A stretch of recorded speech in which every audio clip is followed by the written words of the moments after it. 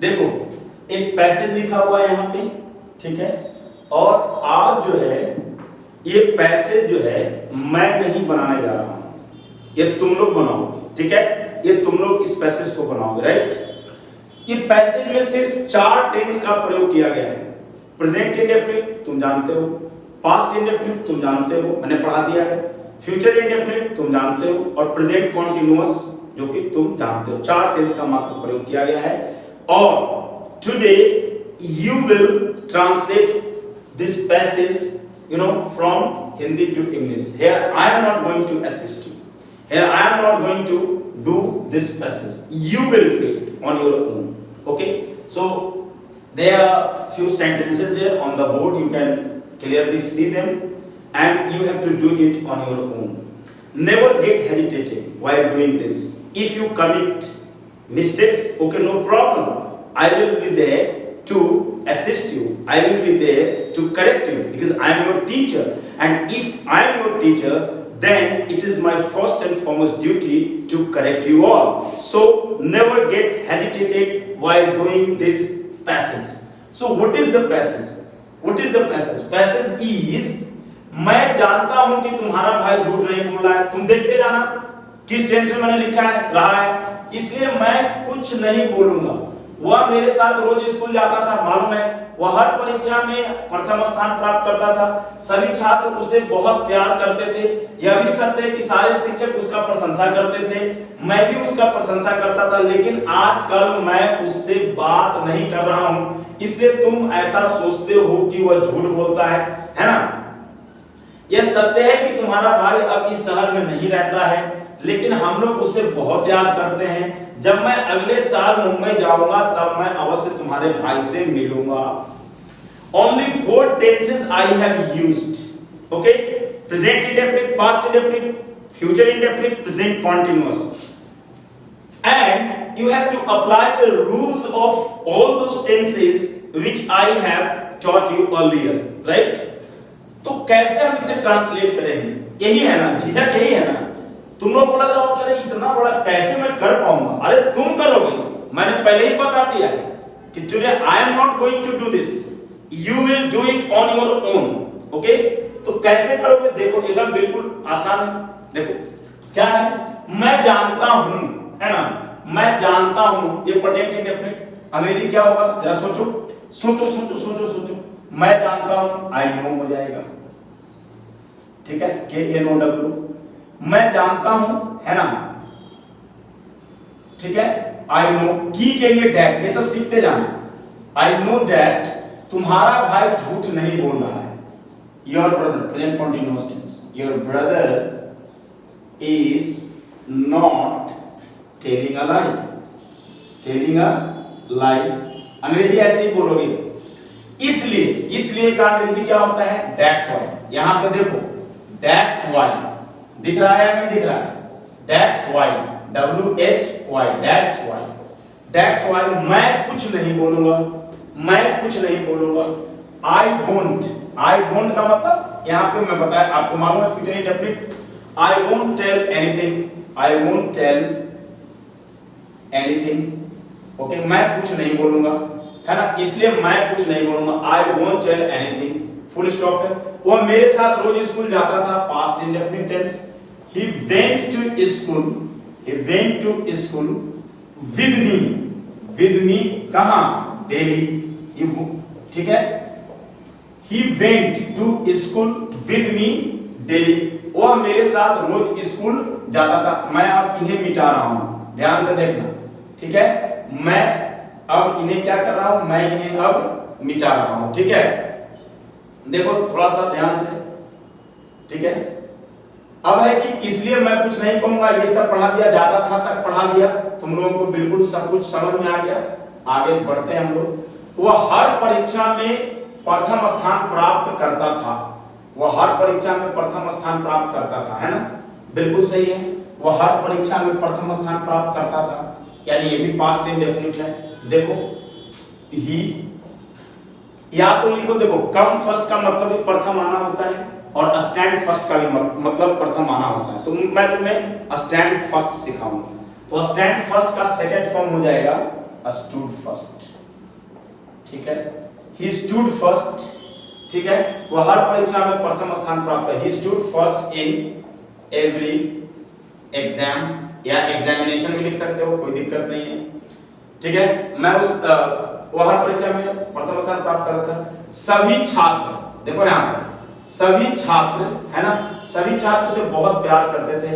All the students, सभी छात्र को अंग्रेजी में all the students loved him, past indefinite, loved him, या तो लिखो वेरी मच, या तो लिखो सो मच, और या तो लिखो a lot, ठीक है, a lot, 3 अंग्रेजी, ठीक है। All the students loved him a lot, मैं a lot लिख रहा हूं, तुम वेरी मच और सो मच जानते होगे, a lot का प्रयोग करना शायद नहीं जानते होगे, समझ में आ गया। उसे बहुत प्यार करते थे, यहां तक बिल्कुल समझ में आ गया, कोई दिक्कत किसी को नहीं है। यह भी सत्य है कि, हाँ यह भी सत्य है को अंग्रेजी में क्या कहते हैं, it is also true, it is true माने यह सत्य है, लेकिन इट इज ऑल्सो ट्रू, यह भी सत्य है। की के लिए क्या लिखेंगे, डैट लिख दिए। It is also true that, सारे शिक्षक उसका प्रशंसा करते थे, यानी ऑल द टीचर्स, ध्यान से दोस्तों एकदम बहुत अच्छे जा रहे हो, ऑल द टीचर्स क्या करते थे, प्रशंसा, किसका, all the teachers appreciated, appreciated, appreciated, है ना, किसे, एप्रिसिएटेड हिम, एप्रिसिएटेड हिम, है ना, हिम मतलब उसे, देखो ध्यान से शिष्य को, एप्रिसिएटेड हिम, खाली देखते जाओ, करते थे। मैं भी उसका प्रशंसा करता था, अब है कि मैं भी उसका प्रशंसा करता था, यानी आई ऑल्सो, है ना, ऑल्सो माने भी, मैं भी उसका प्रशंसा करता था, ठीक है, ठीक है। All the teacher, it is also, it is also true, अच्छा ये मैंने नहीं लिखा, it is also true, it is also true, ये लिख लो, यह भी सत्य है, तो इट इज ऑल्सो ट्रू, है ना, ट्रू छूट गया था। That all the teachers appreciated him, I also appreciated him. अब एप्रिसिएट, एप्रिसिएट 2 बार नहीं, तुम्हें मालूम है कि एडमायर का मतलब भी या प्रेज का मतलब भी प्रशंसा करना होता है। आई ऑल्सो प्रेज्ड हिम, देखो मैंने दूसरा वर्ड लगा दिया, आई ऑल्सो प्रेज्ड हिम, देखते जाओ। लेकिन आजकल मैं उससे बात नहीं कर रहा हूं, आप ये प्रेजेंट कंटीन्यूअस टेंस, लेकिन बट क्या, आजकल मैं उससे बात नहीं कर रहा हूं। नाउअडेज चाहो तो शुरू में लगा दो या अंत में भी जा सकते हैं। नाउअडेज आई एम नॉट, है ना, आई एम नॉट, देखो इसको तो हम ऐसे भी बोल सकते हैं कि भाई I am not on the speaking term with him, ठीक है।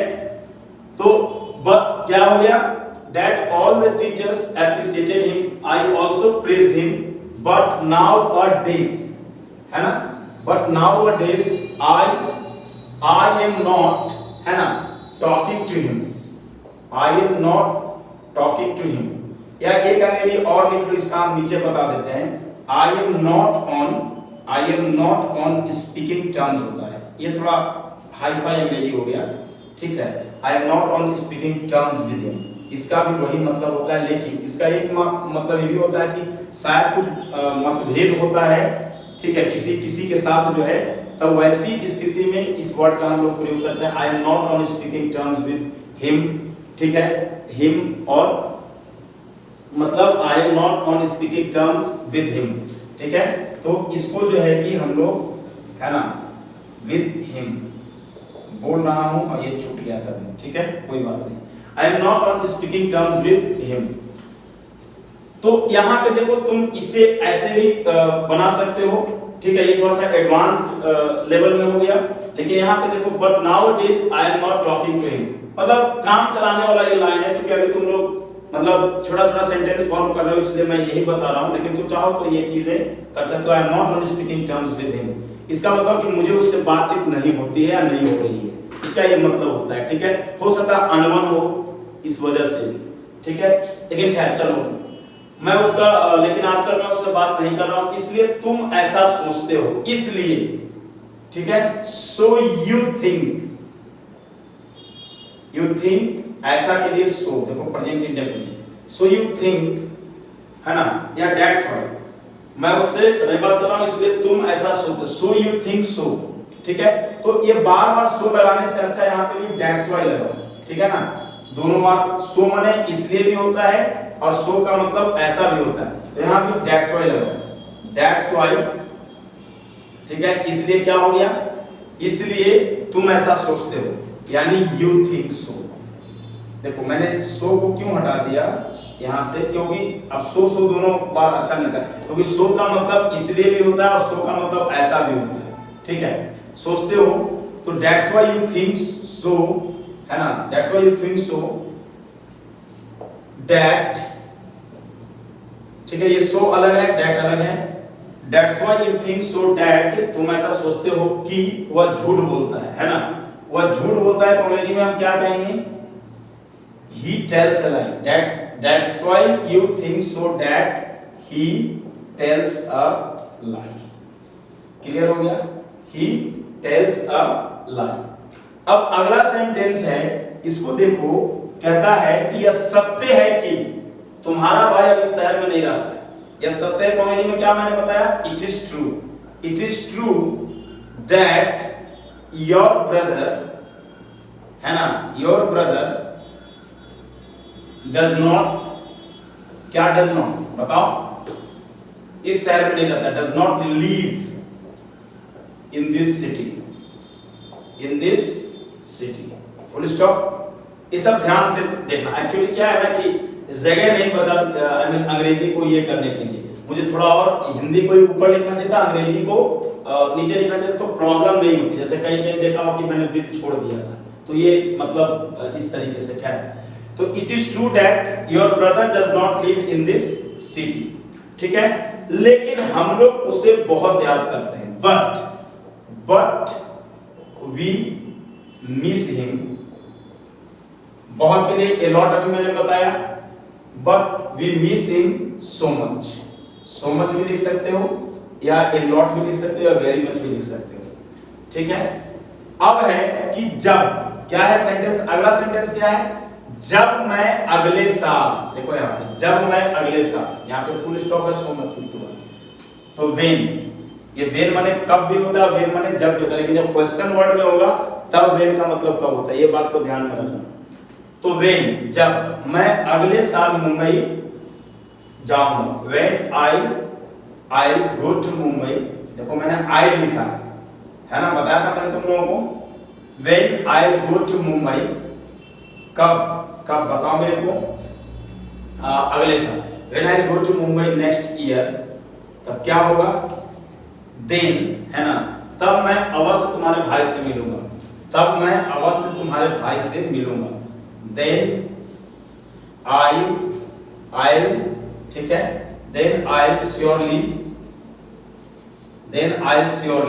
ठीक है, I surely meet your brother, then I surely meet your brother,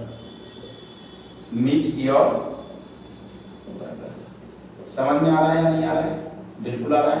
ये श्योरली की जगह तुम सर्टेनली भी लगा सकते हो, समझ में आ रहा है, तुम्हारे भाई से मिलूंगा, तब मैं अवश्य तुम्हारे भाई से मिलूंगा, तो सेंटेंस खत्म ही हो गया। तब अब क्या करना है, बिल्कुल, I go to Mumbai next year, then I surely meet your brother. देखो ये इतना बड़ा पैसेज था, लेकिन तुम लोगों ने इसे बिल्कुल सॉल्व कर दिया। अब से मैं कोई भी पैसेज लिखूंगा तो हिंदी में बिल्कुल ऊपर लिखूंगा, ताकि नीचे में ट्रांसलेट करने में वो कुछ लाइन इधर का उधर ना हो जाए, ठीक है।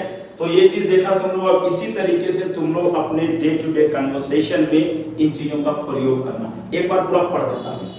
I know that your brother is not telling a lie, that's why I won't tell anything. Okay, he went to school with me daily, he stood first in every exam, all the students loved him a lot. It is also true, देखो true छूट गया था तो true मैंने डाला, that all the teachers appreciated him, I also praised him, but nowadays I am not talking to him, yeah, I am not on speaking terms with him. ठीक है, that's why you think so that he tells a lie. इसलिए तुम्हें ऐसा लगता है कि तुम माने he tells a lie, वो झूठ बोलता है. It is true that your brother does not live in this city. या सही है या सत्य है कि तुम्हारा भाई इस शहर में नहीं रहता है, but we miss him so much. When I go to Mumbai next year, then I will surely meet your brother. ये तुम्हारा हो गया। तो आज भर इतना ही, इसी तरीके से प्रैक्टिस करना और जो भी चीज़ है जो तुम सीखते हो वो दूसरों तक पहुंचाने की कोशिश करना। तो आज भर इतना ही। Okay, thank you.